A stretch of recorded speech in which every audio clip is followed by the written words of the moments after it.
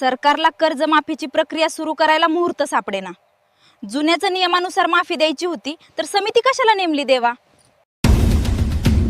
मे महिना आता जवळपास अर्धा संपत आलेला आहे आणि अशा स्थितीमध्ये एकीकडे शेतकरी वर्ग कर्जमाफीची वाट पाहत आहे की नेमकी कर्जमाफीची प्रक्रिया कधी सुरू होते. 30-40 दिवसाचा कालावधी जेमतेम उरलेला असताना जुन्याच निकषावर कर्जमाफी होणार आणि मग त्याचा नेमका लाभ कधी पदरात पडणार. आणि या व्यतिरिक्त काही शेतकरी जे काही नियमित कर्ज घेतात किंवा बऱ्याचदा जिल्हा बँकेकडून कर्ज घेतात किंवा सोसायट्या मार्फत कर्ज घेतात, तर अशा स्थितीमध्ये त्यांना बऱ्याचदा की बुवा आता याच्यामध्ये शेअरची कपात जास्त होते किंवा एखाद्या वेळेस एखादा 2 दिवस उशीर जर झाला तर ह्या अव्वाच्या सव्वा व्याज आकारणी करतात. आणि मग अशा स्थितीमध्ये राष्ट्रीयकृत बँकांकडे पहिल्यांदाच किंवा जे काही नवीनच ज्यांचे खाते तयार झाले तर असे शेतकरी राष्ट्रीयकृत बँकांकडे कर्ज मागणीसाठी जातात किंवा जिल्हा बँकेकडे जातात. तर अशा वेळेस त्यांना पहिल्यांदा तर 7-8 दिवस या टेबलवरून त्या टेबलवर, त्या टेबलवरून त्या टेबलवर फिरवलं जातं आणि इकडून तिकडून मग कुठेतरी त्यांची त्या ऍग्री किंवा फील्ड ऑफिसर सोबत गाठ पडली तर तिथं तुम्हाला एक आवर्जून सांगितलं जातं की तुमचं गाव आमच्या बँकेकडे दत्तक नाही. मग आता दत्तक नाही म्हणजे खरंच असं दत्तक नसतं का? याबाबतचे आरबीआयचे नियम काय आहेत किंवा सरकारचे नियम काय आहेत किंवा बँकेला असं कर्ज नाकारण्याचा अधिकार आहे का? किंवा मग शेतकऱ्यांचे नेमके याबाबतचे अधिकार काय आहेत किंवा याबाबतचे नेमके नियम काय आहेत, तर याचीच चर्चा आपण पुढच्या 1-2 मिनिटांमध्ये करणार आहोत. तेव्हा या व्हिडिओ चॅनलवर जर तुम्ही नवीन असाल तर सबस्क्राईब करायला विसरू नका. जर व्हिडिओ आवडला तर इतरांना शेअर करायला सुद्धा विसरू नका. जे काही कर्जाबाबतचं पीक कर्जाबाबतची जी काही वेगवेगळ्या वर्गवारीमध्ये कर्जाचं वितरण होत असते, मग हाऊसिंग लोन असेल, सॅलरी लोन असेल, वैयक्तिक कर्ज असेल, पीक कर्ज असेल, शेती संबंधी कर्ज असेल, तर ह्या कर्जासाठीचे वेगवेगळे नियम हे ठरलेले असतात. तर काही गाईडलाईन ह्या रिझर्व्ह बँकेकडून दिशानिर्देश ठरवून दिलेले असतात आणि मग काही ह्या बँका ह्या स्वतःच्या अधिकार क्षेत्रामध्ये याची नियमावली बनवत असतात. म्हणजे एखादी बँक जर एखाद्याला कर्ज द्यायचं तर ती स्वतःचे नियम ठरवत असेल की बाबा मला याला कर्ज देण्यासाठी आधार कार्ड आणि मतदान कार्ड हे मॅन्डेटरी आहे किंवा कंपल्सरी आहे. काही बँका असं ठरवतील की बाबा मला आधार कार्ड आणि पॅन कार्ड पाहिजे. काही बँका म्हणतील की बाबा मला आधार कार्ड नसलं तरी चालेल पण पॅन कार्ड आणि मतदान कार्ड आवश्यक आहे. त्याचा लाईव्ह फोटो लागेल. हे असे बँकांचे हे स्वतःचे नियम काही ठरलेले असतात. मात्र हे सगळे रिझर्व्ह बँकेच्या नियंत्रणाखाली असतात. आणि मग रिझर्व्ह बँक आणि सरकारचं याबाबतचं जे काही धोरण आहे तर सर्व राष्ट्रीयकृत बँका, प्रादेशिक बँका, सहकारी बँका, ग्रामीण भागात काम करणाऱ्या जे काही ग्रामीण बँका असतील तर ह्या बँकिंग सेवा ही जी काही गोष्टींसाठी अनिवार्य केलेली आहे, कंपल्सरी केलेली आहे, की जसं खाते उघडणे आणि काही बाबतीत कर्ज देणे. मग ही कर्ज देण्याची आणि खाते उघडण्याची जी काही अ, जबाबदारी आहे तर ती बँकांची एक सामाजिक जबाबदारी म्हणून ओळखली जाते किंवा सामाजिक उत्तरदायित्वाचा भाग म्हणून तो ओळखला जातो. आणि 2010 नंतर म्हणजे जो काही 2010 नंतर आर्थिक समावेशकता जो फायनान्शियल इन्क्लुजन नावाचा जो काही प्रोग्राम आला होता, तर लीड बँकेमार्फत म्हणजे प्रत्येक जिल्ह्याच्या ठिकाणी एक जिल्हा अग्रणी बँक असते, एक लीड बँक असते आणि लीड बँकेमार्फत प्रत्येक गावामध्ये बँकिंग सुविधा देण्याचं बंधनकारक करण्यात आलेलं आहे.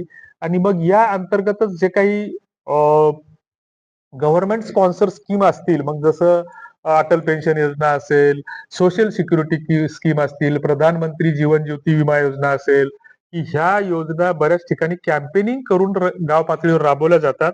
आणि मग अशा स्थितीमध्ये ज्या काही बँकेच्या सेवा क्षेत्र पद्धती असतात, तर ह्या पूर्वी 1990 पर्यंत किंवा 89 पर्यंत प्रत्येक शाखेला 15 ते 20 गावं त्यांच्या कार्यक्षेत्रामध्ये नेमून दिलेली होती. म्हणजे एखाद्या तालुक्यात जर समजा उदाहरणार्थ 100 गावं असतील आणि मग समजा उदाहरणार्थ तालुक्याच्या ठिकाणी एक राष्ट्रीयकृत बँकांपैकी जर समजा स्टेट बँकेची शाखा असेल आणि त्या तालुक्यामध्ये जर स्टेट बँकेच्या 3 शाखा असतील, म्हणजे वेगवेगळ्या ठिकाणी वेगवेगळ्या गावात जी काही मोठी गावं आहेत तर त्या गावामध्ये जर 3 शाखा असतील तर मग त्या शाखेअंतर्गत प्रत्येक गावाचं असं एखाद्या शाखेकडे 40 गावाचं कार्यक्षेत्र, दुसऱ्या शाखेकडे 25 गावाचं, तिसऱ्या शाखेकडे 20 गावाचं असं कार्यक्षेत्र नेमून दिलेले होते.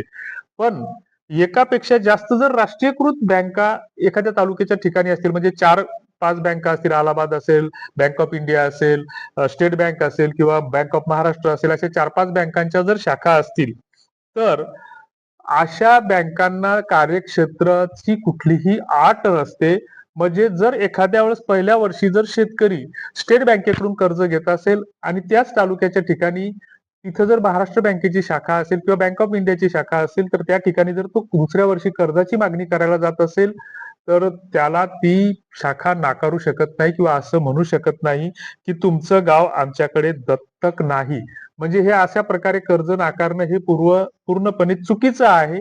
आणि मग अशा स्थितीमध्ये शेतकरी कुठल्याही बँकेत कर्जासाठी अर्ज करू शकतो, मात्र त्याची कागदपत्र ही अद्ययावत किंवा पूर्ण असणं आवश्यक आहे. एखाद्या कागदपत्राची जर कमतरता असेल तर बँक त्या कारणानं त्याला म्हणू शकते की तुमच्याकडं याच्यासोबत फेरफार जडलेला नाही किंवा तुमचा सातबारा जो आहे तर एखादं कारण सांगू शकते की बा हा सामायिक क्षेत्राचा सातबारा आहे, आम्हाला हा असं चालत नाही. मग शेतकऱ्याकडे सगळी कागदपत्र जर व्यवस्थित असतील तर तुमचं गाव आमच्याकडे दत्तक नाही असं कुठलीच बँक म्हणू शकत नाही. मग अशा स्थितीमध्ये जर तुम्हाला एखादी बँक जर कर्ज नाकारत असेल, तर तुम्ही बसल्या जागी 15-20 रुपये खर्च करून जिल्हा अग्रणी बँकेकडे त्या बँकेची तक्रार करा. रिझर्व्ह बँकेच्या सीएमएस पोर्टलवर त्या बँकेची तक्रार करा किंवा सीएमएसचे जे काही मेल आयडी आहेत रिझर्व्ह बँकेचे आरबीआयचे, तर ते गुगलवर तुम्हाला सहजपणे सापडतील आणि गुगलच तुम्हाला त्या अर्जाचा नमुना तयार करून देऊ शकतं. हे तुमचे अधिकार तुम्ही जाणून घेतले पाहिजे, कारण इथली जी काही व्यवस्था आहे तर ही शोषण करणारी व्यवस्था आहे, शेतकऱ्यांना वेठीस धरणारी व्यवस्था आहे आणि शेतकऱ्यांना सतत त्याचा अवमान आणि त्याच्या अधिकार नाकारणारी ही व्यवस्था आहे.